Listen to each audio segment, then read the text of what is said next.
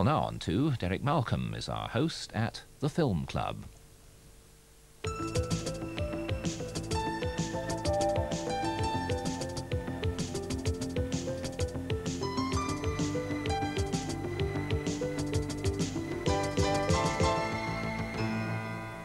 Good evening and welcome back to the Film Club.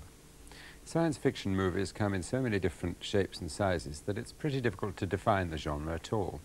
H.G. Wells, for instance, called his writing on the subject fantasias of possibility, and that's perhaps the best description I know. Almost all of them, and certainly our two examples tonight, are as much concerned with illustrating a moral point as telling us what's actually going to happen in the future.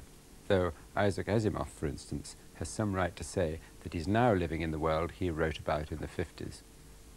Neither of the two films we're going to see tonight seems likely to qualify as prophetic, but both George Lucas's 1970 film THX1138 and L.Q. Jones's A Boy and His Dog, made in 1974, are at least imaginative original movies that deserved more attention than they got when they first came out.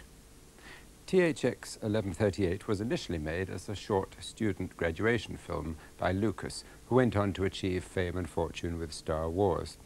And in a much expanded form, it became the first production of Francis Coppola's Zoetrope Studios, a San Francisco-based outfit dedicated to getting away from the constricting atmosphere of Hollywood. Warner Brothers backed it with a small budget, but when it was delivered, hated it so much that they cancelled all Zoetrope's other projects, and they turned THX1138 over to an in-house editor to unscramble. Lucas was so furious that it was 11 years before he would even speak to Warner Brothers boss Ted Ashley again. It's Lucas's personal favourite of all the films he's made, partly because he felt he was really in charge of all its aspects from start to finish, and partly because he still thinks it was an original concept. He was right, it is. Set in the 25th century, the film introduces us to a world controlled by computers, in which drugs have removed all feelings from the men and women who work in its vast underground factories. Robert Duvall plays THX, persuaded to cut down on his drug intake by LUH-3417, Maggie McComey, so that they can make love and have a baby.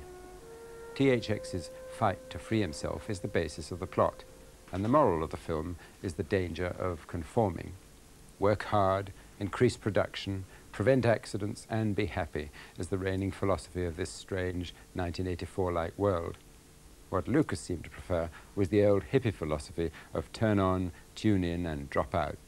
He said at the time, modern society is a rotten thing, and by God, if you're smart, you'll get out now and escape.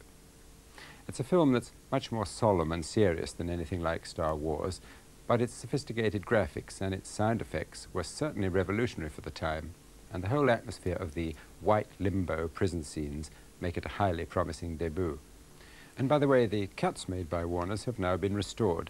That was done after the success of Star Wars, when Lucas was able to call the tune.